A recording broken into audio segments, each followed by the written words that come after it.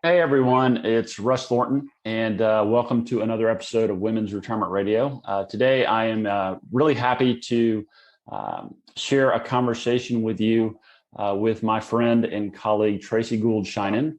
Tracy, how you doing today?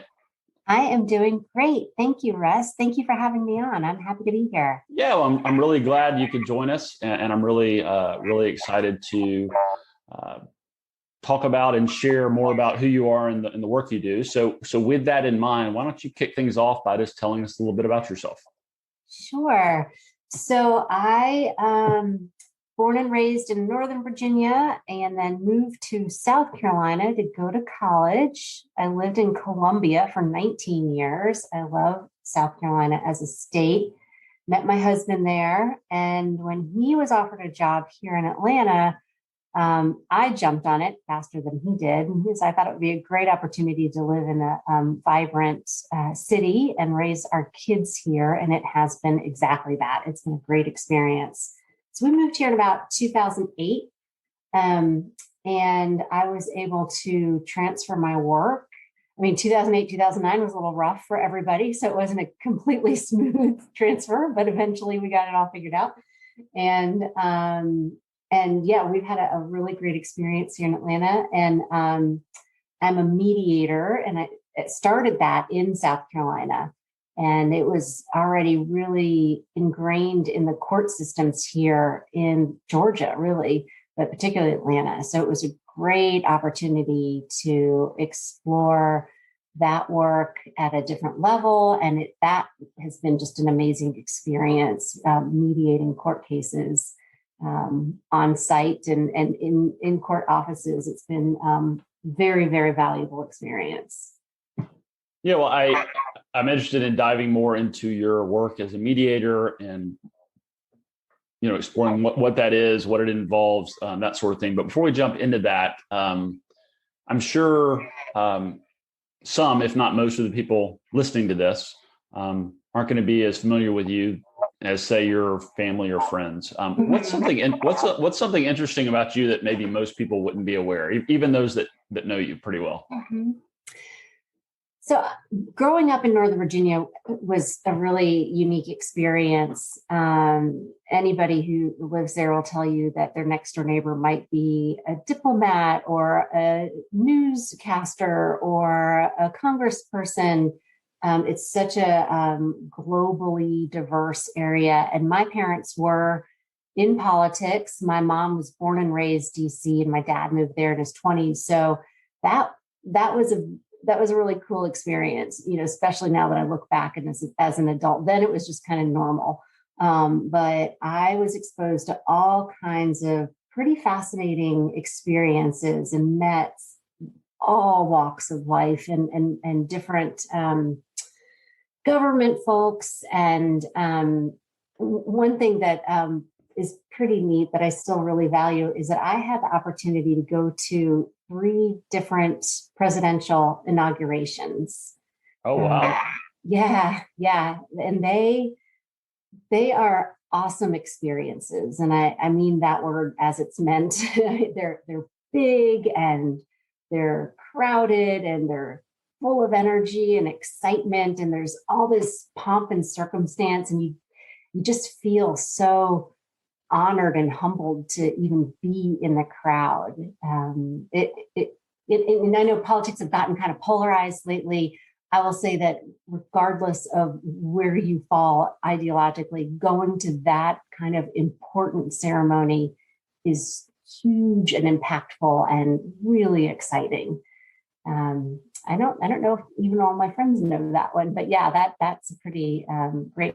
Those 3 times are great memories that I have. Yeah, thanks for sharing that. That's really cool, and I'm sure that's got to be nice to look back on. I'm curious. Do you think your experience, both with your mom and dad, growing up, kind of in in the DC area, do you think that's carried over or influenced your work today as a mediator at all? For sure. They back in the 70s and 80s and even early 90s, the way government and politics worked was much more collaborative than it seems to be now. So party lines weren't as strict. So, my parents would work on issues and, help people run for office, and they would work with both sides and all walks of life. So it was very inclusive, very collaborative. Even if folks disagreed, they found ways to work together. There was a high level of respect. And, at the time, especially as a kid, I didn't realize how important that was. But I see it now, not only because where politics are kind of hard right now, but also it's definitely influenced me as a mediator. I see where just because you disagree with somebody does not mean you can't figure it out. You can still solve the problem, come up with a better solution that works for everybody, at least mostly compromise. And it's entirely possible. So in that way, I think it instilled a sort of like an expectation that no, yeah, we can figure this out. It's not impossible. Well, I thanks for sharing. I think that's super interesting. And I think that's actually a kind of a nice segue into what I wanted to ask you next, which is around your work as a mediator. I suspect a lot of people out there listening have an idea of what mediation is or what it involves, especially as it relates to relationships, divorce, separation, things of that nature. But could you describe kind of your work as a mediator and do it in really simple terms? Maybe like you were explaining it to a child, just so everyone can kind of digest and get their arms around it. Yeah, sure. So essentially, it's two people who disagree, two people who are maybe in a fight or in an argument, or let's see, I'm thinking like talking to a kid, right? And this is what I used to explain to my kids. So we've got two people who are in an argument, who are in a fight and disagree. They see things differently. They want different things, and they're having a hard time talking about it. And so what a mediator does is come in, and they don't take sides. They don't say who's right or wrong.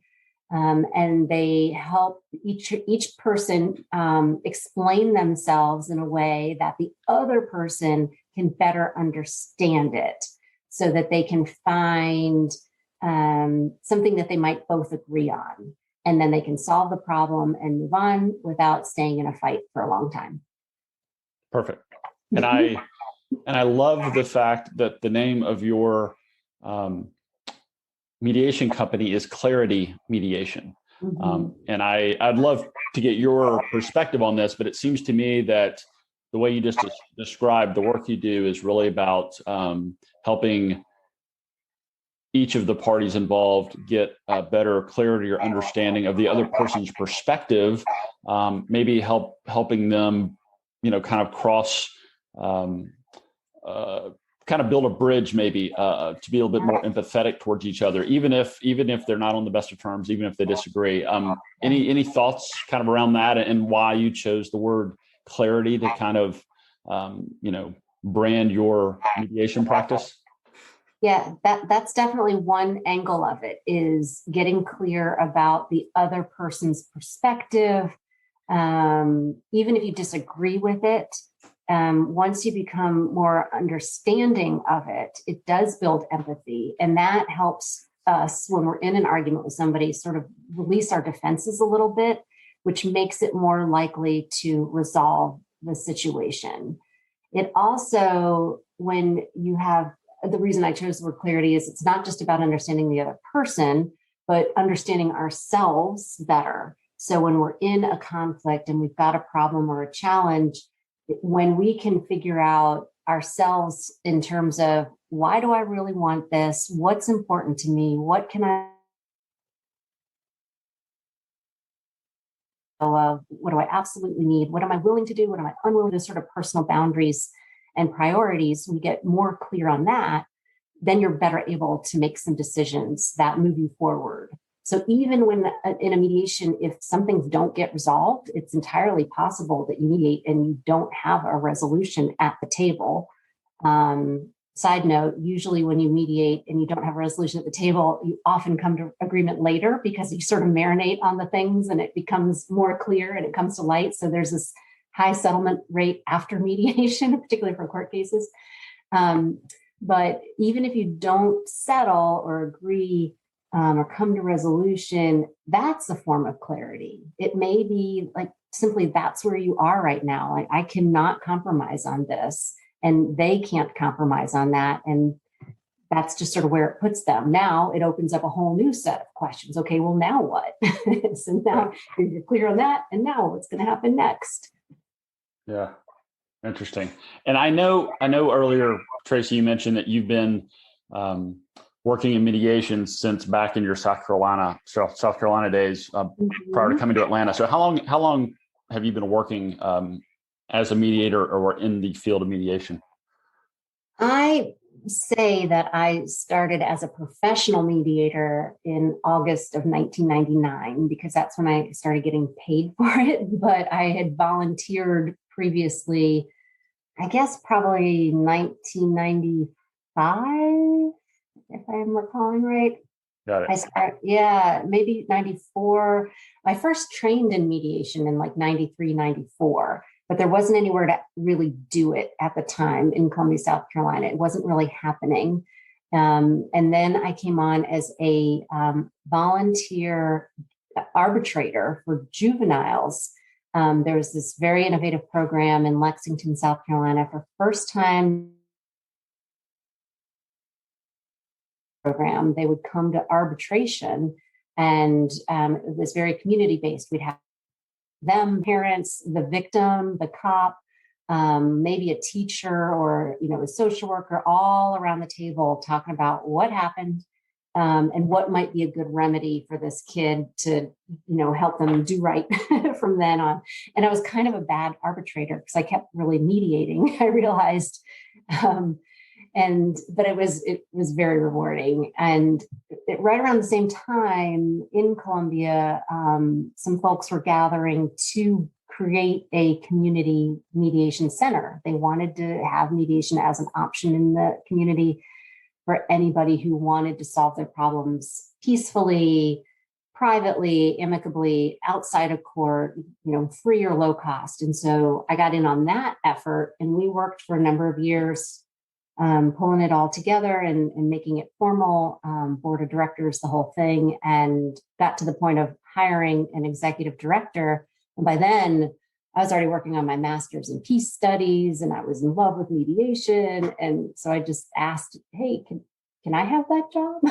So I put my name in the hat and applied with the other applicants, and they picked me gratefully. I was pretty young. I was only like 27. I really didn't know what I was doing to lead an organization, but we had a lot of great successes, and that was an incredible experience. And that was the August of 99, where I became a full-time executive director, but as a mediator.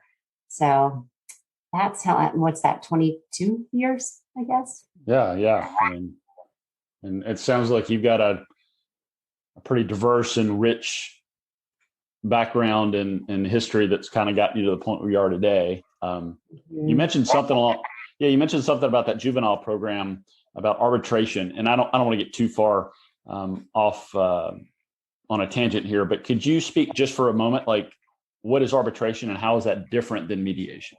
Yeah, sure. Good question, because they get mixed up a lot, understandably. Basically, the difference is the arbitrator is going to make the decisions for the parties.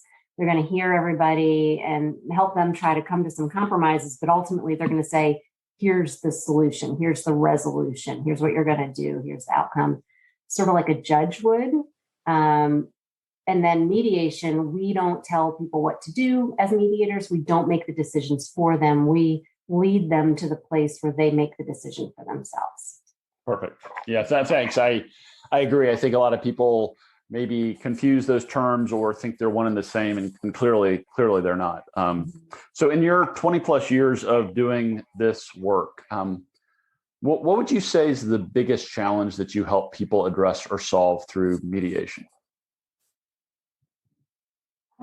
I think it's helping them guiding them, really to let go of what they probably need to move forward. So it's any kind of these conflicts are emotionally laden, and we get really wrapped up in other people's actions and the impact it's had on us. And some of it is, factual, some of it's perception.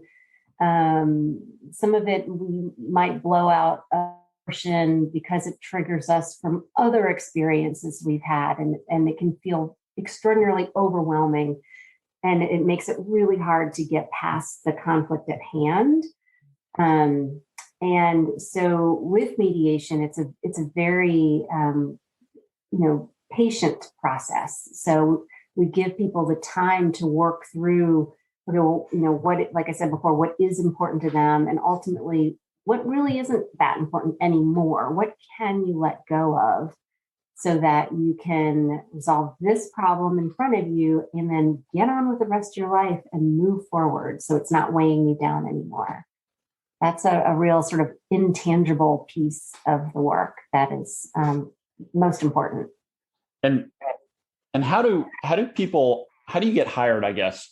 Is it a person realizes that they're having a conflict or they need some help, kind of making some decisions in their relationship, and one of them reaches out to you? Are you brought in by a divorce attorney, for example? Or how do you typically get involved in a mediation? Both of those. So sometimes divorce attorneys have been working with their clients for a while. They've made a lot of progress and got a lot of work done. They're at the point where they want to settle the case outside of court, usually, meaning not leaving it up to the judge. And so they bring in a mediator. So sometimes I'm contacted by the attorneys. And then other times, folks who have not hired attorneys yet contact me. Either they're not ready to talk to attorneys, they're trying to keep it simple, they're trying to keep the costs down. They're worried that if they hire attorneys, it will escalate not only in cost, but like in the conflict and in intensity. And they want to do it privately and quietly. And so they reach out to see if they can, for example, I do a lot of divorce mediation to see if they can work through their divorce and the issues related to that privately and with just me, not a whole circus of people. Yeah, and would you say that's accurate? People's perspective that mediation is typically going to be less costly, hopefully involve less conflict, and I would imagine, based on my limited experience, it's probably going to take a lot less time than, say, a litigated divorce. Absolutely, definitely. Yeah. All that. And am I maybe I'm off base here, but it's my understanding that, I don't know if it's just in like Metro Atlanta or maybe the entire state of Georgia, but once a divorce is filed, isn't mediation mandated as an attempt to settle or dissolve the marriage prior to going to any other lengths? Yes. Yep. Exactly. If the divorce is contested in any way on any point, the judge in Georgia is going to order mediation at some point. You might have a hearing here or there ahead of time, but at some point the judge is going to order mediation. So I recommend that folks, do as much as they can on their own if they're amicable enough. And then ultimately mediate before they file with court. It's totally fine to bring in attorneys and financial folks that can be, we can build a great team of people to help these, divorcing people settle their matters privately. But if you do it all ahead of time before you file, then you file an uncontested divorce, and it kind of sails through the court system a lot easier than if it goes in as a contested. So ultimately, you're going to have to mediate anyway. You might as well choose when you do it and who you do it with. Yeah, I think that's an interesting point, that I think there's a lot to be said for being proactive as opposed to just waiting and being told, all right, well, now you need to go to mediation, or now you need to do this or that or the other. I think it's worth, doing some research and due diligence, reaching out to folks like Tracy and being proactive and trying to find as conflict-free a solution as possible. Yeah. So Tracy, you've been doing this a while. You've worked with, I can't even imagine how many clients or couples. What's a favorite client success story or outcome that comes to mind for you? It's when they move from being really mad at each other, like they don't even want to be in the same room. And if it's on video, they don't want to be in the same video room. They are having a hard time, like even coming up with proposals because they're just so mad from history with this other person, and the resentments are there, and they're scared, of course. They're not sure what the future holds. And so they're feeling vulnerable, their trust is low. And I'm going back and forth, kind of carrying these information pieces and trying to help them get to a place where they can make some smart decisions for themselves. And then something clicks. Sometimes it just takes time. Sometimes somebody makes a concession. Sometimes it's outside information. They get some financial or legal information that changes the game, and their whole demeanor changes. And they become almost a different person. And they realize they get to a place where they're able to say, all right, let's just figure this out. And it's like Dr. Jekyll, Mr. Hyde. And I can't give you a specific person because it's confidential, but when that happens with clients, it's beautiful. I love it. I had a case last year that happened. We were it just got tougher and tougher and tougher.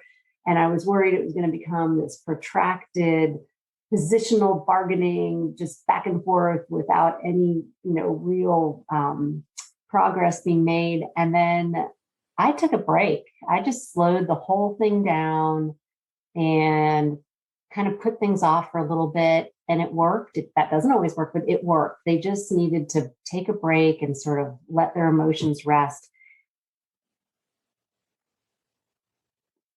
Yeah, when we got back together, I'm like, you have? That's wonderful.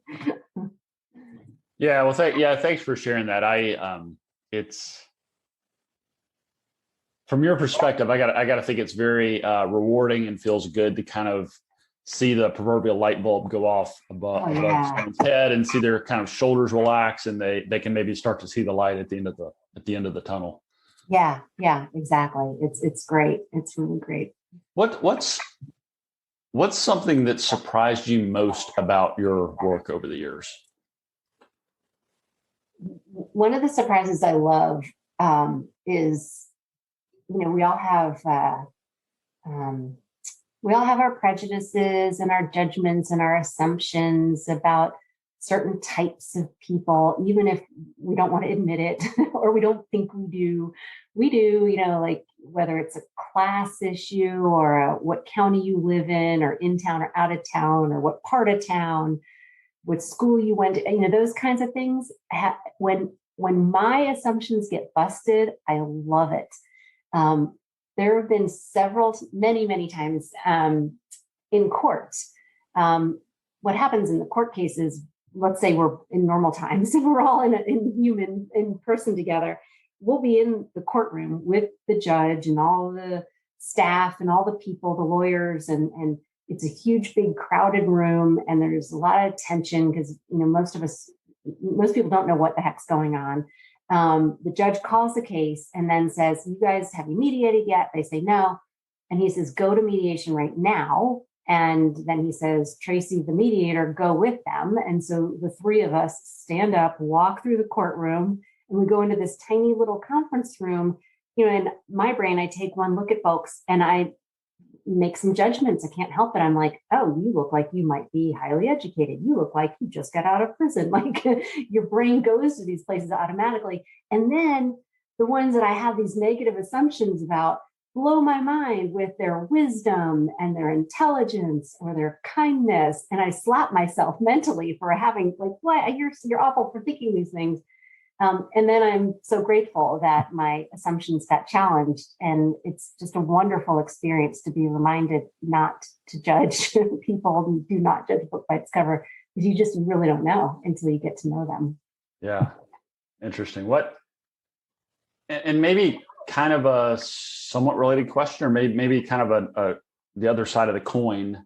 And I ask this question a lot of my guests, and I'm always interested because I find like psychology and decision making, and I just find it fascinating. But what would you say prevents people from following your advice? And I'm not sure you're giving advice in the classic sense. I think you're more facilitating a conversation. But what do you think is, and I think you've already touched on some of them, but what's a sticking point? What prevents people from being able to meet the other party in the middle, or to be able to kind of find middle ground, make decisions, and move forward, make progress? It could be a couple of different things, or a number of different things. Sometimes the resentment left over from the relationship as it was is just still so intense for that person. They haven't been able to work through it. They're still living in it. They're not able to give a kindness to the other person or to compromise because they're just still so hurt and mad at them. So they're not there yet. Maybe, another month or 8 or another year or 2, they might get there. Sometimes it's, again, a fear-based thing. They don't know what impact their decision is going to have. And so they're scared to compromise, scared to agree to anything. And that keeps them from saying yes to anything except, yes, I don't want to mediate anymore. Yes, I don't want to talk anymore. And then, some of it could be maturity levels.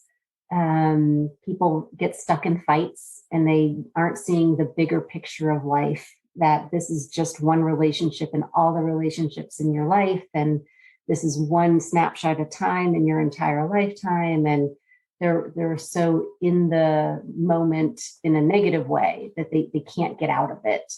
And that might be, a youth thing. It might just be a maturity thing. And then you've got your, more serious mental health issues and personality disorders. I've seen my handful of pretty clear either psychologically impaired folks or straight up personality disorder folks at court where they're just not nice people, or their mental health makes it, they don't know how to be nice people. So it could be any number of those. Interesting. Yeah, I just find I find the whole process of communicating with and trying to help people make decisions that are in their own best interest, but sometimes they have resistance for all of the reasons or all the explanations you just covered and more. But I find it just fascinating how we can unintentionally be our own worst enemies in a lot of situations. Some people are really stuck with revenge. They want to get back at that person that hurt them, and so they're not going to give anything. In my experience working with women dealing with or going through the divorce process, I've experienced the same thing where they're more focused on how can I inflict pain on my soon-to-be ex rather than what can I do to protect myself, my children, and make a life for myself. And that can be really costly, because if that's your attitude and you're sticking with it, that's typically means you're gonna have to lawyer up and go to court, and that can really go the other way quickly. But you could probably speak more to that than I can. And it costs more. And then the psychological toll on not only the spouse that you're trying to punish or the person you're trying to punish, but it beats your own self up too. It's hard work. Litigating is really draining. You don't know when your hearings are going to be. You don't know how long the hearings are going to be. You don't know what's going to happen at the hearings. There's so many unknowns. And every minute with your attorney, the dollar is going up. That's another unknown. And you might think you're, there for the battle and you're going to win, and you don't even care if you do win. You just want to make them be there for the battle. But you're really damaging yourself too. Well, and kids as well. If kids are grown and out of the house, and even if they have their own families, I mean, they're still your children, and your spouse is still their parent, and so I think it can have, long-lasting impacts on relationships with your kids as well, for better or worse. Yeah, for sure. I just finished certification training to be a parent coordinator, which is where a high conflict couple gets through their divorce, but they're still so contentious that the court orders them to work with a parent coordinator to help them transition from being a married, air quotes, romantic style couple to a business type couple, because you got kids to raise and your fighting is hurting the kids and it needs to stop. And so your co-parenting now needs to transition into, how do we do this neutrally and well so that the kids don't see any more conflict? And I'm hoping that more judges use people like us because it's so important. Yeah, well, I'm glad you mentioned that. We might have to have you back on a future episode, and you can tell us a bit more about your work in that area, because I think that's got to be equally interesting and challenging as well. So, so Tracy, let's say a college student, or maybe like a senior in high school. Let's say they listen to this and they're thinking, I'd kind of like to be involved in the legal field, but maybe I don't want to go to law school, or maybe I don't want to be a paralegal. Maybe mediation sounds interesting.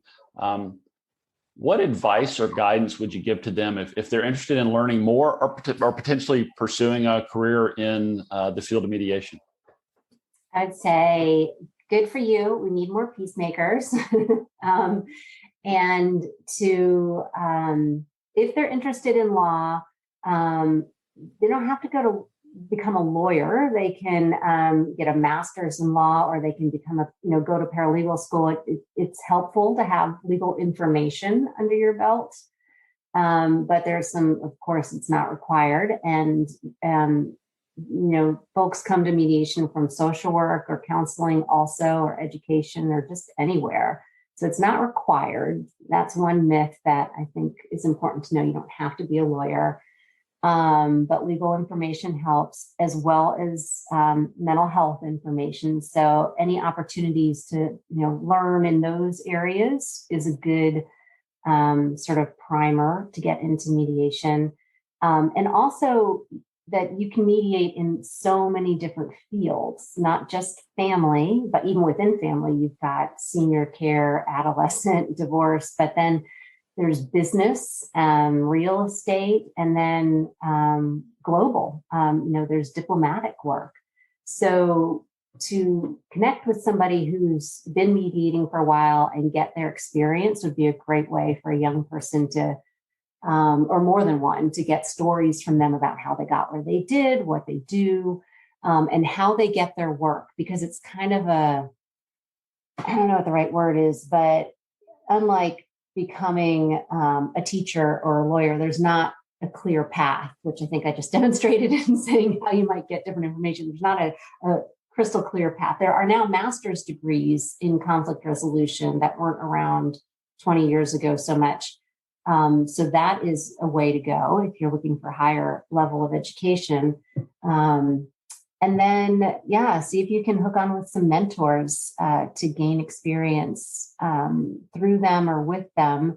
My court experience was just, invaluable. They don't, let anybody in. You have to have a good amount of experience under your belt before they let you go to court. But if you could shadow somebody, that'll be very illuminating. And then, to be honest, it takes a good bit of self-promotion. So you learn some marketing skills, you brush up on your confidence, get yourself out there to network, because most, if not all, my referrals now are word of mouth. There's a lot of self-promotion that's needed to get the work. Yeah. Well, thanks for sharing that. I this podcast is Women's Retirement Radio. the bulk of my focus is women and their families, as they're kind of looking ahead to retirement or to the next chapter of their lives. And a big part of my audience's life is their kids. And so I'm always interested to kind of hear what advice you'd have for young adults as they're maybe looking ahead and thinking about what they want to do with their lives or career wise or things like that. So I appreciate you sharing all that. With, again, kind of under the theme of women's retirement radio, I think you and I, Tracy, initially met because I was doing a lot of work with women that were going through the divorce process, and I still continue to do some of that. But I'm curious, when you think about the word retirement, what comes to mind for you personally? I can't wait. Can I do that now? No, I do love my work, but I also look forward to having some easy days in the future. With that, I know it takes smart planning and years of it to retire well.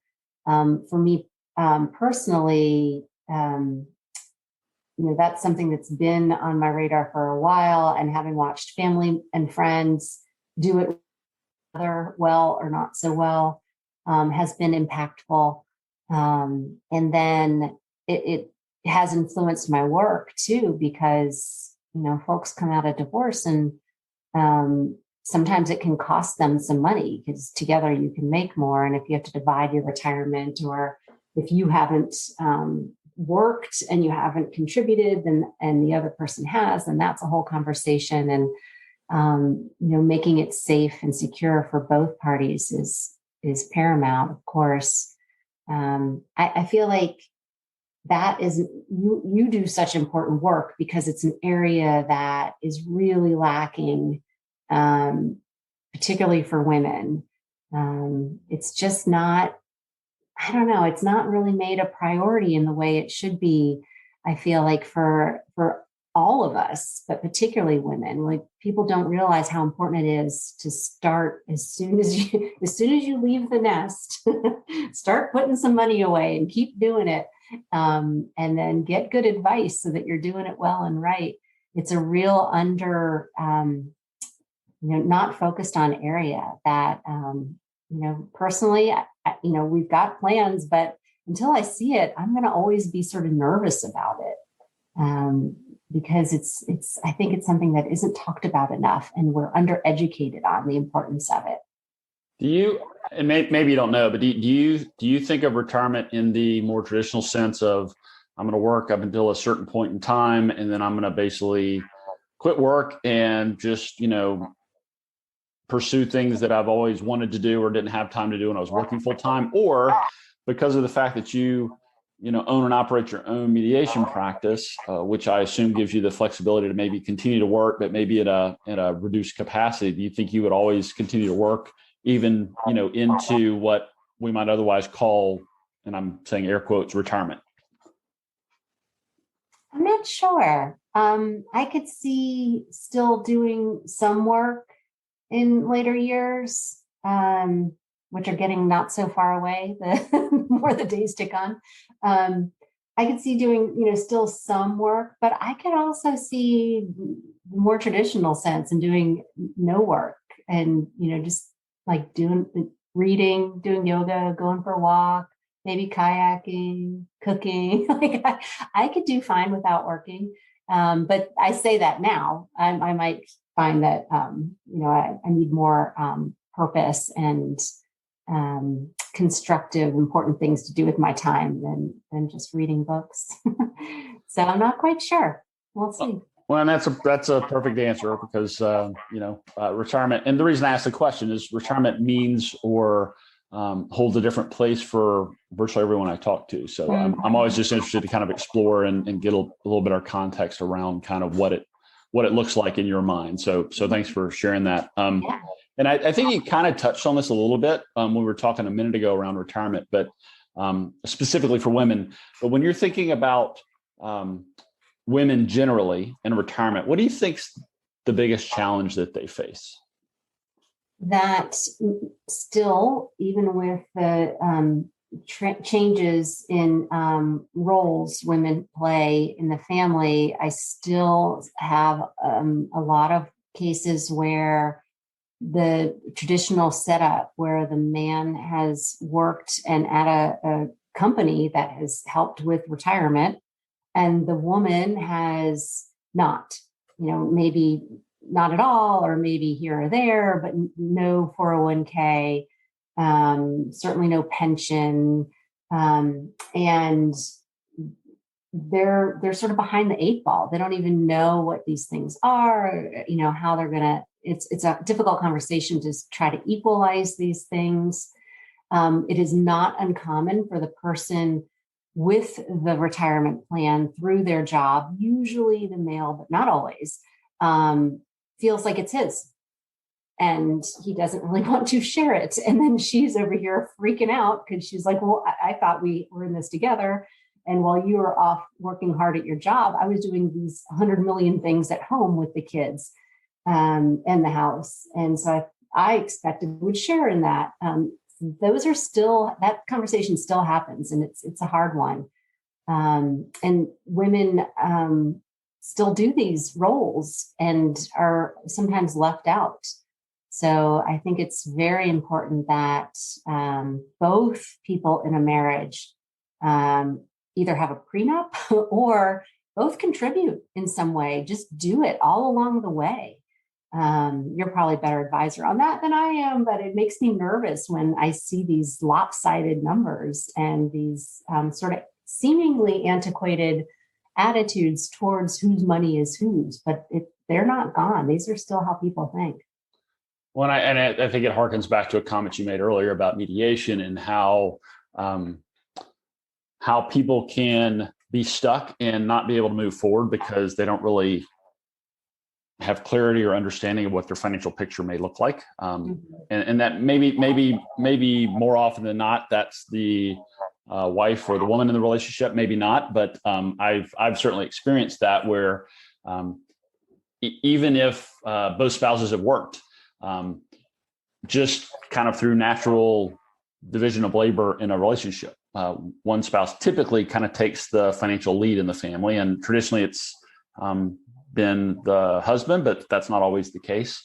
And so even for women that have worked their entire lives and have accumulated their own retirement or pension or savings, they still might not have a sense of what they've accumulated, how that relates in context to their overall family finances. So I agree. I think there's a real opportunity there to get more involved and on the same page, even if one spouse continues to kind of be the quote financial lead in the family. I think it certainly warrants both people being, having regular discussions and just kind of being on the same page as much as possible. Yes, I agree. That's the kind of marriage where the communication is open like that. I always want folks to include in that regular discussions around money. What do we have? What do we owe? What are our plans? What are our visions and goals? Where do they match up? Where do they differ? And so that it really needs to be an ongoing conversation. That some of the saddest cases are where one person gets to the courthouse literally, and they have no idea what the finances are or aren't. And it's a real shock. In addition to the relationship dissolving, now they've got all these financial things to figure out. And it's really, really hard. So that's one of the first things I have folks do when they come to me is financial work. There's, figure out what do you spend and what do you earn? What do you owe? And, what accounts, what assets do you have? And most of the time people are, once they get on the other side of it, because it's a bit of a chore if they haven't done it in a while or ever, they're glad to have that information. Like, I didn't realize I spent that much on takeout. Wow, that's a lot. Or, no, I didn't know our house was maybe valued at that, or that's what our equity is, or, any of those sorts of pieces that are important. it's good information to have. It's necessary information to have when you're divorcing, but it's good information to have all along the way. And the more transparency you can have in your marriage about it, the better off you're going to be. Yeah, amen to that. So I think we've kind of been dancing around this topic with our last couple of questions and things we've been talking about. But from your perspective, Tracy, how would you say that your work impacts women as they plan for or transition into retirement? So because money is a big part of the discussion in divorce, it forces that conversation. If either person has a retirement account or accounts, it has to be discussed and dealt with in divorce. So the woman in particular, like I said before, often, not always, not even these days, not even usually, I don't make assumptions about that anymore, but it is not uncommon that she has nothing in her name in under the retirement umbrella. It's a lot of education for her. So, I encourage my folks to get financial advice and to hook up with an advisor, during and post divorce process. So when particularly the woman just hasn't been the money person in the family, she's learning all kinds of new things on the fly. And included in that is, what does my retirement look like? Will I be able to retire at what age and on how much? And what do I need to make up any gaps at this point? What is an IRA versus a 401k versus a pension?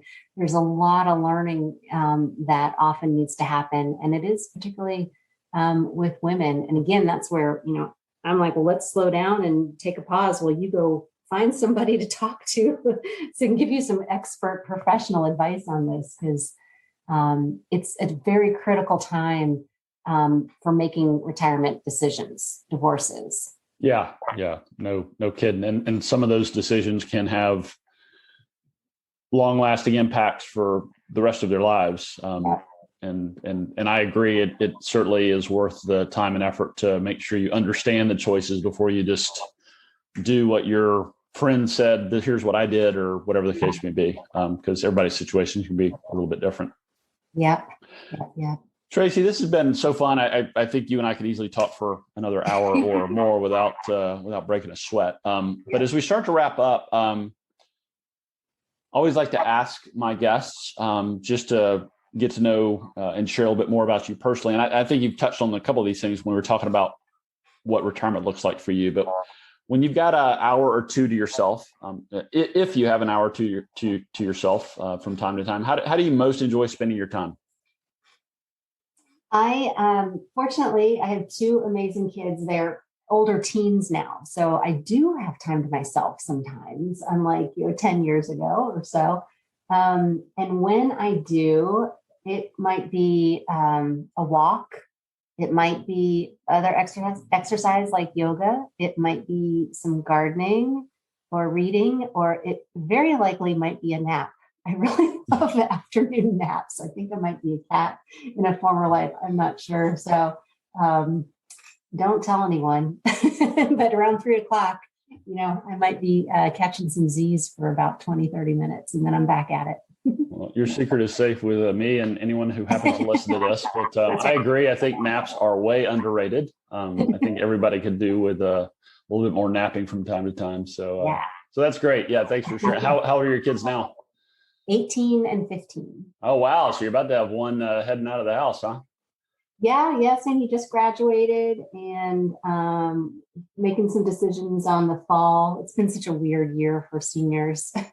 But, I can't imagine. I feel so bad for how this is. I feel bad for how this has upended everyone's lives. But, students especially like not getting graduations and just like the normal kind of rites of passage of leaving high school and things like that. It's just been like, kind of thrown out the window, unfortunately. It is. So I was like, there are no rules anymore. Let's just, what do you want to do? I don't care. Let's, it's just, what's going to make you happy at this point and help you thrive. Let's figure that out. So Yeah.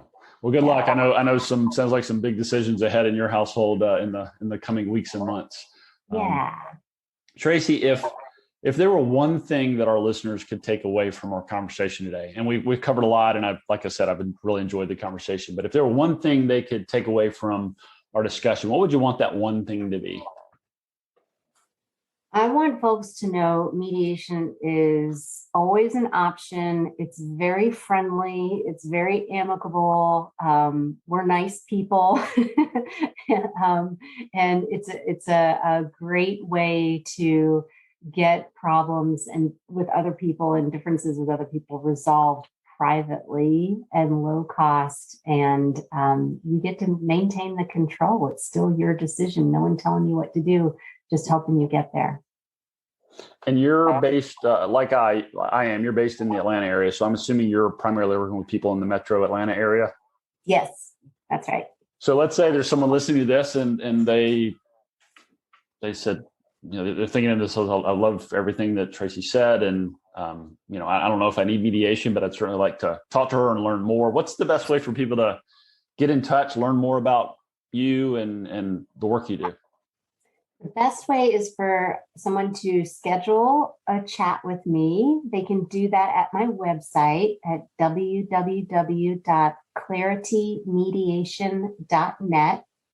There's a scheduling tab there, and just pick the consultation. And that way, it's a time that works for you, a time that works for me. And we just hop on a call, and I'm happy to answer any questions. Perfect. And I'll be sure to include a link to your website and your LinkedIn profile in the show notes for this episode as well, so people can find you and reach out if they've got questions or want to discuss things further. Great. Anything as we're wrapping up? Anything else you want to add, or anything we didn't touch on that you wanted to make sure we shared with our listeners today, Tracy? I think we've covered it for mediation. I just want to thank you again for having me on here. I love spreading the word, and your work and mine really intersect importantly. So I appreciate your having me on. Yeah, well, this has been fun, and like I said, we'll have to have you on again down the road to continue the conversation. Cool. That'd be great. So everyone out there, thanks again for listening. This is Russ Thornton. This has been another episode of Women's Retirement Radio, and I look forward to catching up with you on the next one. It's Russ again, and before you go, I want to provide a brief disclosure. You should consult a financial advisor familiar with the specific circumstances of your unique financial situation before making any financial decisions. Nothing in this broadcast constitutes a solicitation for the sale or purchase of any securities. Any mentioned rates of return are historical or hypothetical in nature and are not a guarantee of future returns. I'm a financial advisor and an investment advisor representative of WealthCare Capital Management, LLC, an SEC-registered investment advisor based in Richmond, Virginia. The views discussed in this podcast are my own and may not be consistent with or represent those of WealthCare Capital Management.